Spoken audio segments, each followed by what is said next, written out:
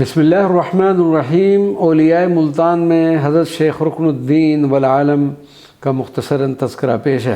حضرت شیخ رکن الدین والعالم حضرت بہاؤالدین زکریا ملتانی کے پوتے اور حضرت شیخ صدر الدین عارف کے فرزند اکبر اور خلیفہ اکبر ہوئے ہیں۔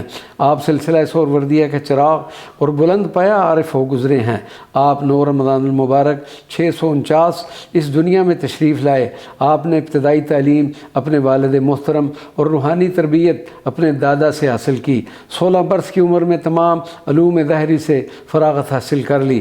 باطنی علوم کے لیے والد محترم کے دست مبارک پر بیعت کی سعادت حاصل کی۔ محنت اور ریاضت سے جلد ہی اس مقام پر پہنچ گئے کہ والد ماجد نے اپنا خلیفہ اکبر نامزد کر دیا اور خرقہ خلافت بھی عطا فرمایا۔ آپ نے ایک عالم کو اپنے فیض سے سیراب کیا۔ آپ کے مریدین کی تعداد ہزاروں میں تھی۔